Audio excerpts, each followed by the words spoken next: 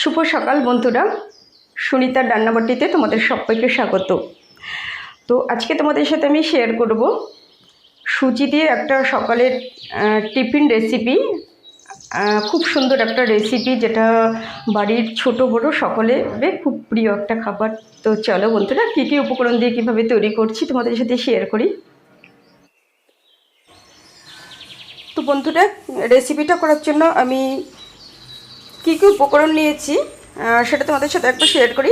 নিয়েছি এক বাটি মতো সুজি, নিয়েছি কাঁচা লঙ্কা কুচি, আর নিয়েছি কিছু পাকা লঙ্কা কুচি, আর নিয়েছি গাজরটা দুরকম করে কেটে নিয়েছি লম্বা লম্বা করে, আর কিছুটা গোল গোল করে নিয়েছি পেঁয়াজ, নিয়েছি সর্ষে, নিয়েছি সাদা তেল, নিয়েছি চিনি, নিয়েছি মশলা, হলুদ আর চিনিটা নিয়েছি মিষ্টি করার জন্য না, স্বাদ বাড়ানোর জন্য। তারপরে দেখো, পুর তৈরি করার জন্য আমি আলুটা সেদ্ধ বসিয়ে দিয়েছি। আলুটা সেদ্ধ হয়ে গেছে, আলুটা নামিয়ে নিয়ে এখন কড়াইতে জল দিয়ে দিচ্ছি। তারপরে এর মধ্যে আমি পরিমাণ মতো লবণ দিয়ে দিলাম। জলটা ফুটতে শুরু করে দিয়েছে। এবার সুজিটা এর মধ্যে ঢেলে আমি আটাটা তৈরি করে নেব, যেরকম করে আমরা চালের আটা তৈরি করি ঠিক সেরকম।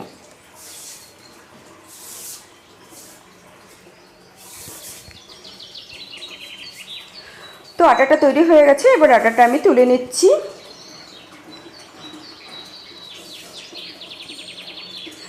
আটাটা ঠান্ডা করতে দেব, ততক্ষণে আমার পুরটা তৈরি করা হয়ে যাবে।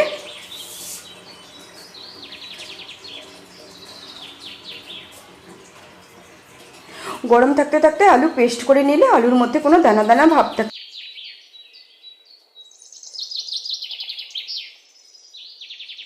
না। তারপর আমি কড়াইতে দিয়ে দিলাম তেল, দিয়ে দিয়েছি সর্ষে ফোড়ন,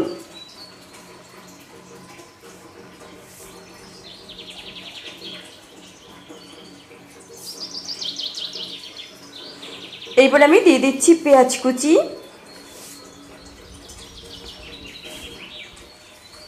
দিয়ে দিচ্ছি গাজর, গোল গোল করে কেটে রাখা গাজরটা আমি ভেবেছিলাম সুজির আটার মধ্যে দেব, কিন্তু না, দিলাম না। তো সেটা আমি পুরের মধ্যে দিয়ে দিলাম। তারপরে এখন আমি দিয়ে দিচ্ছি কাঁচা লঙ্কা কুচি, তারপরে আমি দিয়ে দিচ্ছি পরিমাণ মতো লবণ, দিয়ে দিচ্ছি হলুদ,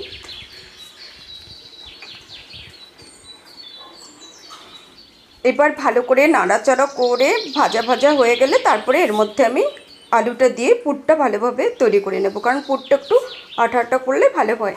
তারপরে আমি এর মধ্যে দিয়ে দিচ্ছি চিনি, মিষ্টি করার জন্য না, স্বাদ বাড়ানোর জন্য আমি খানিকটা চিনি দিয়ে দিলাম।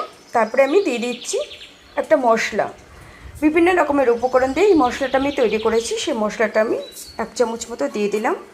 তারপরে এবার আমি পেস্ট করে রাখা আলুটা দিয়ে দিচ্ছি।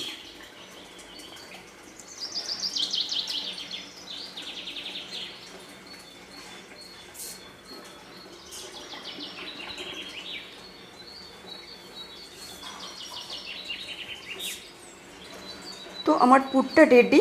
এবার আমি গ্যাস অফ করে দেব, কড়াইতে রেখে দেবো পুরটা, পরে নামিয়ে নেব ঠান্ডা হলে। এবার আমি সুজি দিয়ে যে আটাটা তৈরি করে রেখেছিলাম সেটা হাতে একটু ঘি মাখিয়ে নিয়েছি, ভালো করে মাখিয়ে নেব যাতে দানা দানা না থাকে, আর একটু ভালো করে চটকে মাখিয়ে নেব। তো মাখানো হয়ে গেছে। এবারে আমি মজার রেসিপিটা কীভাবে তৈরি করছি সেটা তোমাদের সাথে দেখাচ্ছি। গোল গোল করে নিয়ে বাটির মতো তৈরি করে ভেতরে পুরটা দিয়ে মুড়িয়ে মুখ বন্ধ করে আবার গোল গোল করে দেব।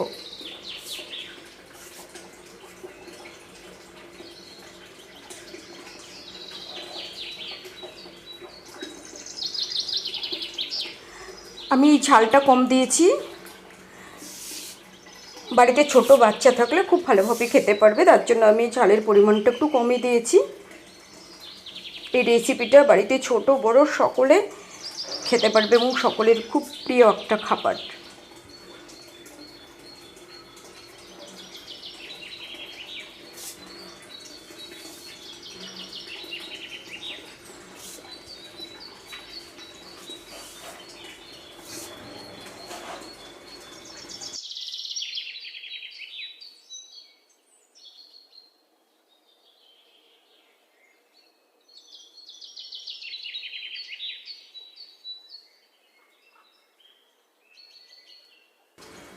বন্ধুরা রেডি হয়ে গেল।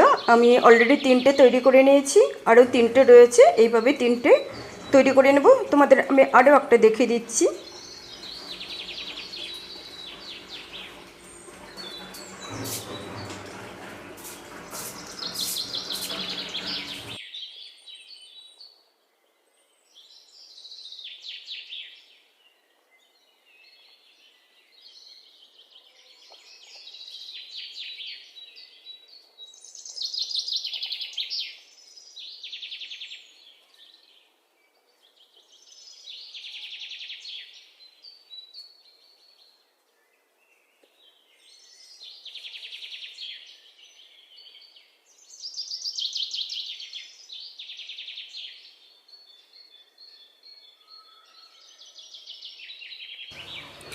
তো সবগুলো আমার তৈরি করা হয়ে গেল।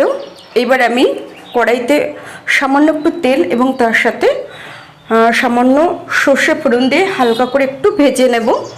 এটা আমি ভাপিয়ে নিতে পারতাম, কিন্তু ভাপিয়ে নেওয়ার থেকে হালকা করে ভেজে নিলে বরং আরও বেশি টেস্টি হবে। তো সর্ষে ফোড়ন দিয়ে দিলাম।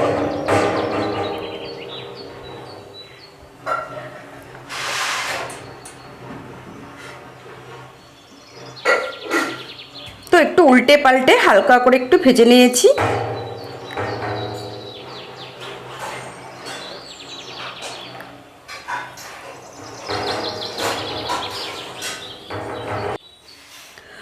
তো এইভাবে আমি সবগুলো সামান্য তেল এবং সর্ষে ফোড়ন দিয়ে ভেজে নেব। তো সবগুলো ভাজা হয়ে গেল। তো কেমন লাগলো বন্ধুরা আজকের এই রেসিপিটা,